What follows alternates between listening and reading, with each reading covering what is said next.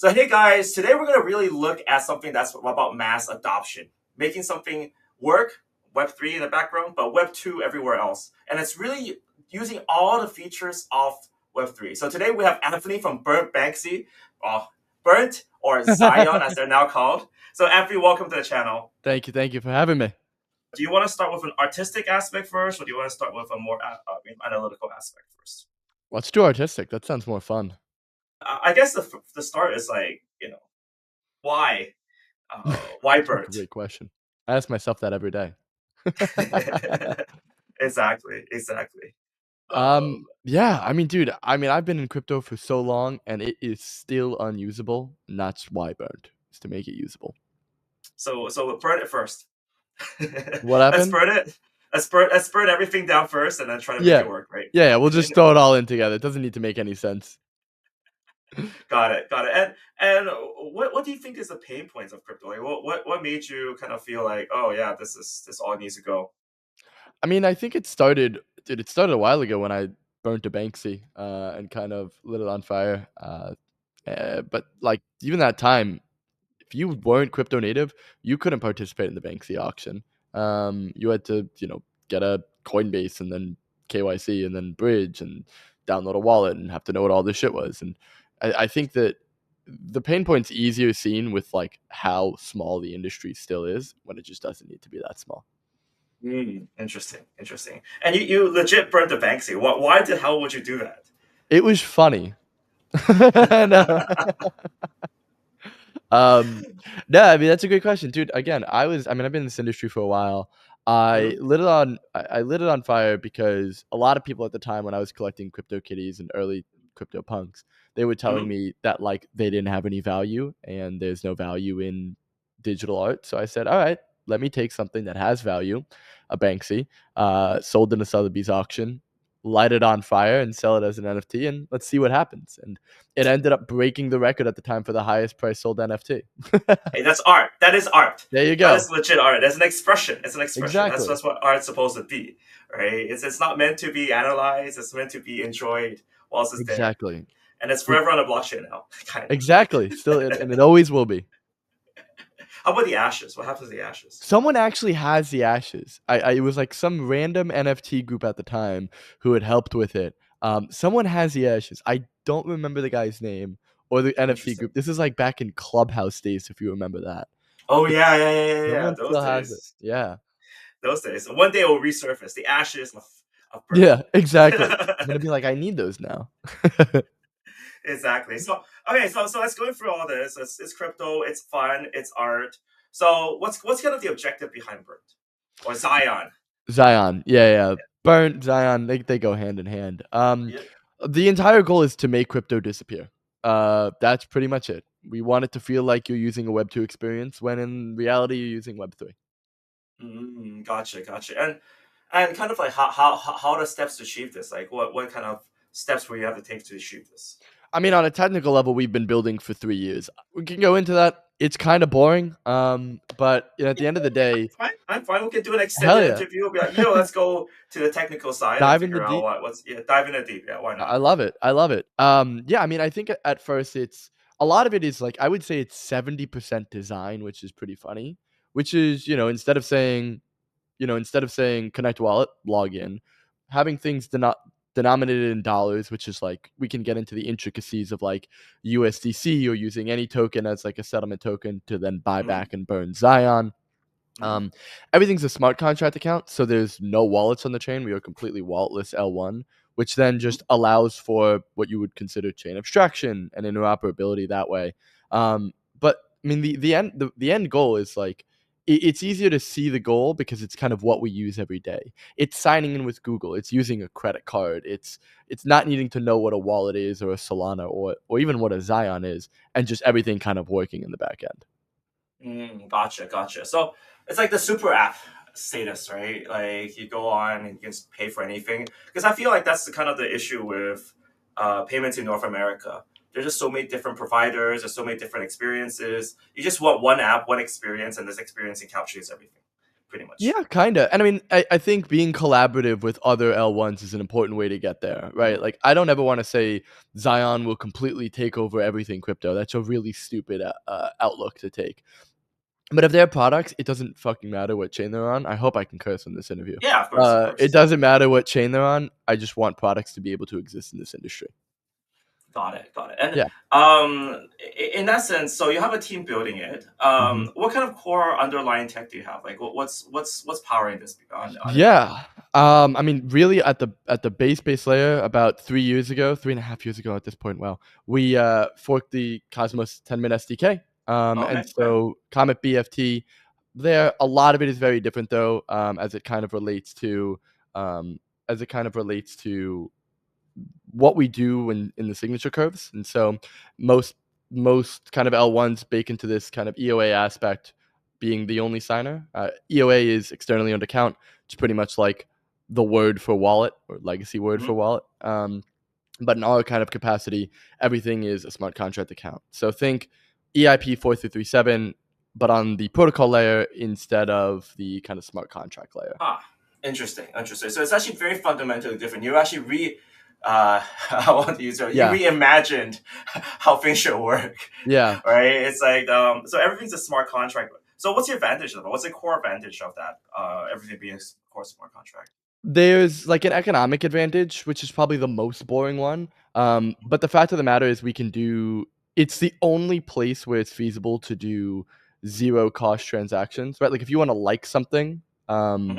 and there's not, like, a monetary value with that, if you were to Hmm. go through, like, a Turnkey or a Privy or one of these other people, you have to pay per transaction, and so if you Yes. there's no money going through and no one's making a profit off of that, you can see a very quick spam vector, and so anyone malicious would be able to kind of take advantage of that, where it costs Yep. a penny to not to lose a penny, right? Hmm. Especially in this industry. Um, there is a composable aspect, right, where it's not just ETH. We can connect all rollups and Solana and BNB. Pretty much anything that we can mirror a smart contract on, we're able to do that, and so for everything. And then any token, we doesn't really matter. It's very agnostic in that way. Right, right, right. Okay, so it's very like the way I see it is you've fundamentally changed how we look at wallets. So everything's a smart contract rather than having an individual wallet. So just more functionality there. There's more interoperability there, and there's more access. But um, does that mean that multiple people can access the same wallet? Then in that case, it's like multiple permissions, or how does that work? So you kind of have what we call a meta account, and Hmm. you can attach a MetaMask wallet, you can attach Hmm. a Solana wallet, you can attach literally up to 256 things, including your email, including if you want your pass key, including your ledger, and have them being authenticators. And so you can have like this kind of multiple party system that all ties into your meta account. And the thing is, like, we don't really care where funds sit, and I think a lot of Hmm. our focus, to kind of take a step back, isn't really DeFi, it's consumer applications. And a lot of this is because we've built incredible onboarding tools. And number one, DeFi is like, it's a very, very small insular pool. And we don't think that we're building amazing tools because grandparents of the world aren't going to be slinging perpetuals on Hyperliquid. That's just not my. They might, and I would, They might. maybe they might, but I think we're such a small industry that we need to pick a focus, and our focus is really it's consumer applications. Got it, got it. And at what stage are you at right now? So how's everything like? If it's launched, there's a lot of mystery I think surrounding what everything's happening. Can you tell me like, can you reveal a little bit of the secrets of what's going on? Dude, absolutely, and honestly, what an absolutely exciting week to be doing that. Um, Literally last week alone, we launched the mainnet, the Promethean Saga is what we call it, Mhm. and I think we're having something around the lines of like 100,000 daily active users. It's Nice. absolutely incredible. We recently on what is it? What's today? Tuesday. On Geez, yesterday we announced Uber is utilizing a project built on us. That's already live with ZKTLS. Amazon Prime is doing something as well. We announced that today. And I mean, I can click a button right now and announce Marvel Rivals being announced. That's the next one going live. We have 150 brands that we're going to be powering by the end of the next 3 months, in addition to 200 ecosystem projects already deploying on us. So It's this one is of really these behind the things. scenes. So how does this happen? So let's look at something in detail. You said that Uber's partnering with you guys and using stuff. How does it work? Like what are they interested in? How does it work? So in this exact example, and we expect Uber and a bunch of these other brands to work with us in many different capacities. But in the case of Uber, to be very specific, and we put a case study out for this, it's really, really interesting because the way that they want to do this is via customer acquisition. And they're using blockchain for customer acquisition and kind of their global growth program. And so what does that mean? So the way that you can do this right now on Xion, but Uber will effectively you enter into a sweepstakes if you connect your Lyft account, and via ZKTLS we can verify that you are who you are without exposing that. Lyft, Grab, Bolt, and a couple others, any pretty much ride sharing app. And right now that's a sweepstakes. So if you are a user of any of these other ones and you've taken a ride before on any other app, Uber will literally pay you to go to Uber. And this is like the first Mm. example of that. I mean, dude, the absolute mind blowing potential of this is extremely crazy. All of it powered by ZKTLS. All of it pretty much built on Xion. Interesting. So it's not really a pure payments, but it's really a proof that you're a customer of somewhere else. Let me migrate over so he can have a big. So just like so, it's very hard to game the system in that case, right? So it's Yeah. really it's a way to prove that okay, I'm a Lyft user. I'm a big Lyft user maybe, and Yep. you can verifiably prove that my identity is here, but it doesn't reveal my name. It doesn't dox my social security card number, whatever dangerous things that can leak. So just Yeah. proving that, oh yeah, got a Lyft account, done some rides in there, boom, come to Uber, cheaper rides here. And now imagine that you like imagine your Robin Hood, right? And hey, I want to target the top eToro traders, right? Via Mm. ZKTLS, you can log into eToro and effectively say, "Hey, this is how much I've spent on eToro." And think of how valuable you are as a customer to Robinhood and how much they will directly pay you to say, trade on us, and we can prove all of this. And this is never like to say that this is only possible on blockchain. This is only possible on blockchain. And furthermore, like Right. no real user, imagine if you're like connecting a Lyft account and then you have to download a Phantom wallet, go to Coinbase, do KYC, buy the native token, bridge it over, and then use it. That's not going to happen, and that's not how we're able to actually unlock growth. The only way that this is able to work is because nobody notices that there's Web3 going on in the background. You log in with your Google, you log in with your email, and you're able to just kind of earn the money. Everything's denominated in dollars, which on the back end is USDC, but it's dollars for lack of better words. Gotcha. So this is really combining the pinnacle of tech, right? So using blockchain, but you're also using ZK tech to show identity without revealing identity. So proof, a verifiable proof, but without revealing any actual information to any party. So that's why everyone can trust each other. It's like it's trustless and it's identityless, Yep, but you're proving something, which is exactly. something that's which is very abstract. I mean, if you try to explain this to someone, you're like, what? You're like, You what? know, Yeah. like Web2 users, like you have to prove it. I have to see it to happen, right? But hmm with everything that's happening with cryptography, you don't have to see it. You can just see a proof, or Yep.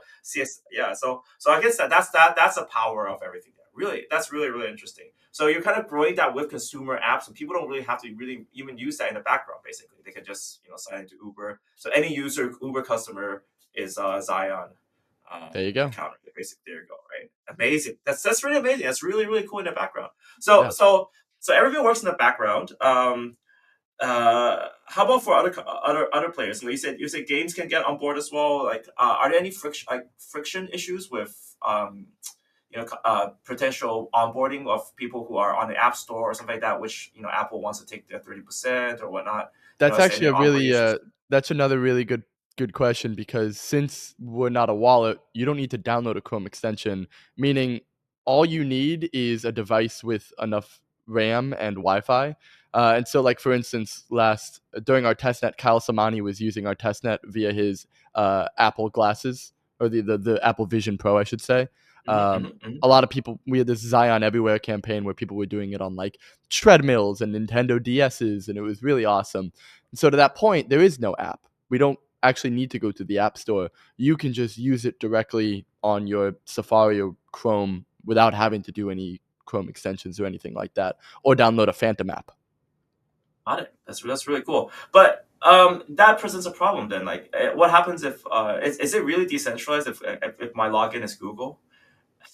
I mean, I think that's like, I mean, that's a very great question, right? Like, I think that is one of the pinnacle things that we're solving for. And like, there's always going to be a trade off of being able to onboard the next, billion users who really Mhm.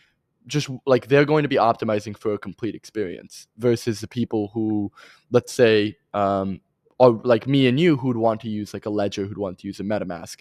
I think a lot of this comes in the fact that you can have multiple authenticators, right? And so being Mm-hmm. able to say, yes, I can use my email because it's easy.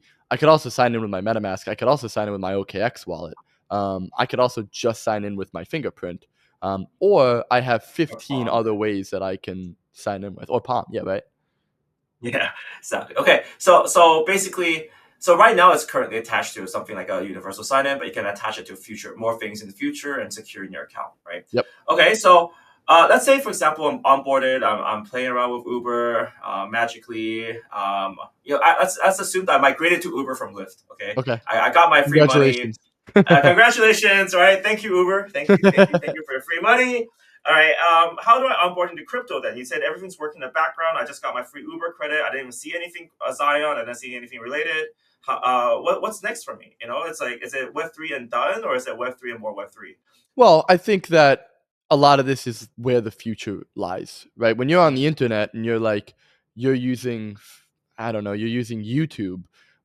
The idea is that you're going to go and you're going to create a new tab and then maybe go on Gmail, right? Mm-hmm, And mm-hmm, that's the vision, right? It's that it needs to be that seamless where, mm-hmm. whether there's discovery or more applications, my thing is there's no apps in this industry. Like you have dexes, you have NFT marketplaces, and then you have 45 different variations of all of those doing the exact same thing. I think no shade, a little shade, a lot of shade actually. But and I think that once we get to a point where it's like, oh, okay, I want to go on Netflix, right? And there's a Hmm. crypto Netflix, or Netflix starts adopting Yeah. crypto, right? Like it needs to be that seamless because that's where the entire world is, and we need Hmm. to meet them where they are.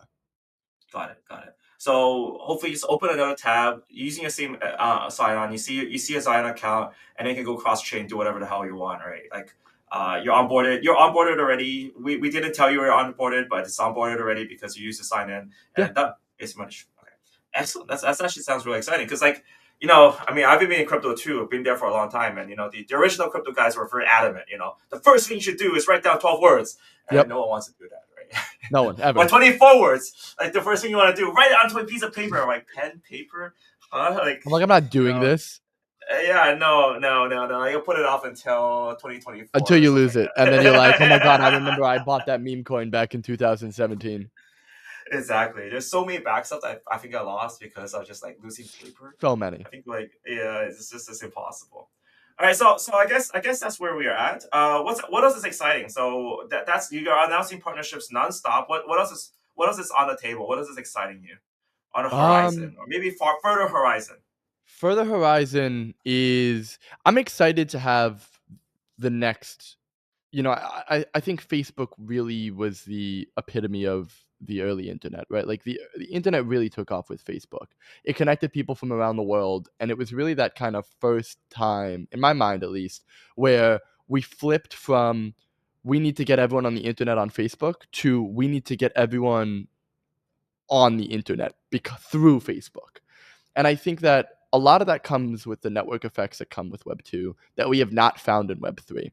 And I think that I don't know if it's going to happen this year. I don't know it's going to take 5 years. But I think the only way that we can achieve this hyper growth is the ability for people to not have immense friction coming in.